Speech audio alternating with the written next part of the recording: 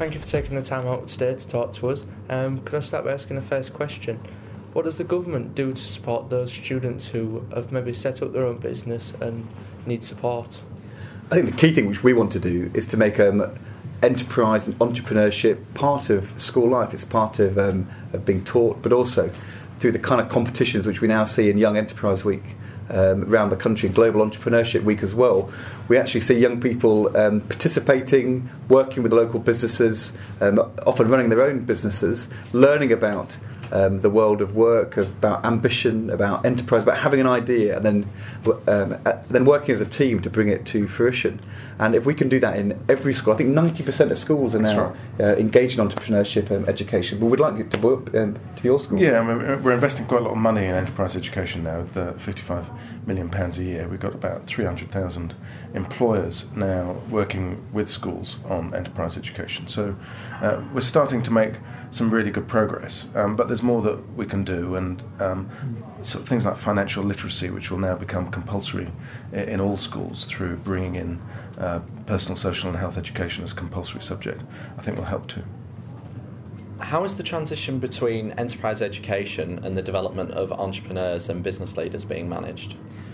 I think it's really important to say that enterprise education is about enterprise in the broader sense. So it's about finding the next generation of business leaders, but also of engineers and scientists, doctors, even MPs, because it's about saying to young people that whatever you want to do, you can aim high and achieve it. And it's teaching the kind of skills which actually make a difference in the real world, about teamwork, about taking a risk. And so I'm really keen that enterprise education is about raising ambitions, whatever your career choice is going to be. But within that, there's some brilliant ways in which businesses are partnering up with local schools to do enterprise competitions which have a particular business orientation. And I think what it does is it teaches young people that things that they enjoy doing, like being on the internet or doing design on the internet, actually these are the kind of skills which employers then want to hire. So whether like you go on and run your own business, or whether you're going to go into business and be hired to be part of a marketing team, the skills which you can do in school are the kind of skills which you then want to be able to go and sell for yourself when you go into the world of work straight after. And the other thing that we're doing is during Key Stage 3, enterprise education will be an important feature of what you're doing in schools. But then at 14, you've then got the choices around GCSEs and A-levels, or now diplomas.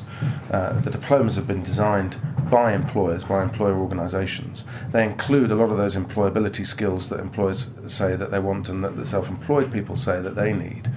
So that's things like project working, personal learning and thinking skills, making sure that their maths and English is functional, can be applied in the real world, and a really good understanding of sectors that the individuals choose when they decide which diplomas they want to do.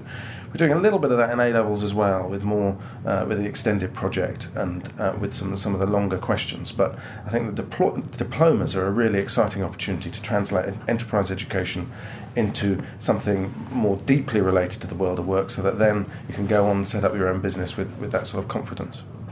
How are we inspiring young people to dream dangerously and think big?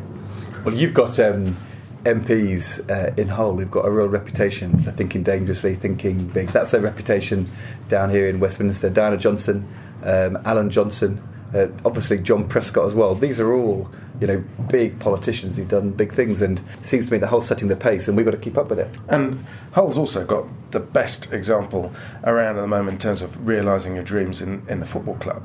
We all remember when the football club were the strongest team in the country because they're propping the rest of them up at the bottom of the bottom division. Now they're right up there at the top with the big guys. They even beat my team, Arsenal, which I'll try and forgive them for. So you've got the best example locally that chase after your dreams and you can achieve them. On the whole, we found that young people aren't equipped with basic practical financial skills such as invoicing, budgeting and cash flow. In the current economic climate, how are we empowering our young people with these skills? They weren't things 20, 30 years ago when I was at school which we ever learn about. We didn't have any financial education at all. And enterprise education has made a start, But I think actually we're now going to go further than that, and we're going to embed financial education, financial literacy, right into the curriculum. And I'd like to do that in primary schools as well. So, if you're talking about the Child Trust Fund in school, you can make that about learning about a bank account, about interest, about savings, and then go on to the more complex things which you were talking about just then around cash flow and about how you balance your books. These are the kind of things which, if you can learn about in school, it sets you up. Yeah, with PSHE becoming compulsory, then that financial literacy will be something that will be taught in the curriculum. And then you can go on through studying maths and functional maths that will be in GCSEs and in the diplomas, but also the expansion of apprenticeships. At level 3, a lot of apprenticeships also teach you some of the skills that you need to be able to set up your own business. I was talking to some hairdressing apprenticeships recently doing level 3. Now, at level 2, their apprenticeship taught them a lot of the skills they needed to be a hairdresser, but a lot of the reason why they were going on to do level 3, the A-level equivalent in apprenticeship terms, was so they could set up their own business and learn some of those skills that you've been talking about.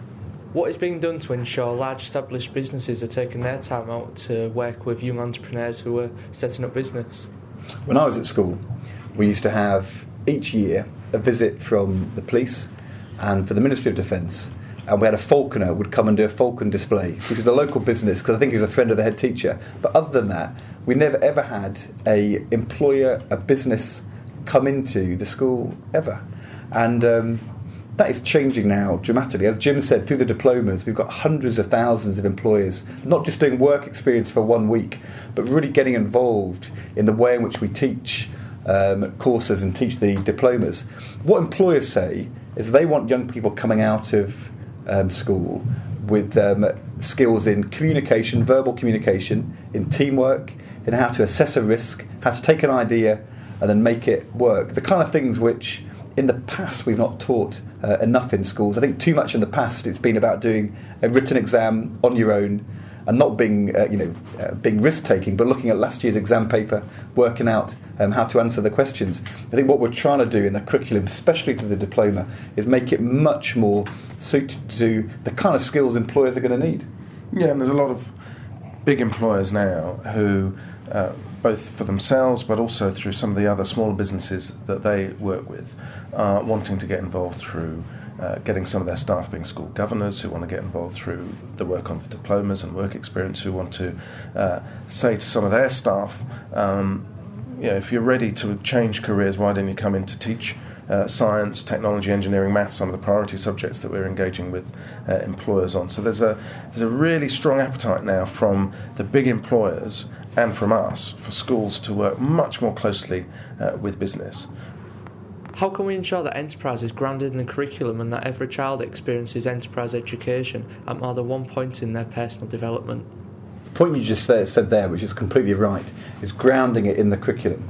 There's no point in enterprise, ambition, teamwork being things you just learn in one period on a Friday afternoon at 2 o'clock. It's got to be something which is right through the whole curriculum, and it's about the way in which you teach English, maths and science, as well as PSHE or other places where it's more conventional to do enterprise education. So we are really keen to see schools which are doing enterprise education really well, teaching other schools how to do it better. Finally, can I thank you for taking the time to see us today? Obviously, we're here as part of Global Entrepreneurship Week in Hull 2008, and we've got 250 secondary school pupils attending our conference. Have you got a particular message you'd like them to take away? Well, it's brilliant to have 250 people at the conference and to have all the schools participating. I don't think there are many cities which could deliver that, so that's brilliant. And but the thing which we want to know is that those young people there today are going to be advocates and ambassadors for the importance of enterprise education, and take that back into their schools, talk to the teachers, talk to other young people, talk to the school council, make sure that's part of the whole school. And obviously we're hoping as well they're going to go on, be ambitious, be successful, take the risk, create a few thousand jobs, and help to make sure that Hull is a vibrant, dynamic economy for the next 10, 20 years, because that's the way for us to have families doing well in Hull, to have wealth being generated, to keep investing in our public services, to make it a great place to live. So the future of Hull is very much in the hands of the young people there today, and good luck to you. And I would just add a global aspect to it, because it's Global Entrepreneurship Week. The world is your oyster. It's becoming a much smaller place, effectively, because of technology and because of travel. And you look at some of the big brands that we all use, Microsoft, Google. These were originally conceived of in someone's back room, in someone's garage, within my lifetime, as small businesses that just grew and grew, and very rapidly. And you can do that through enterprise education, but thinking about the global opportunities that come with that. Thank you. Thank you.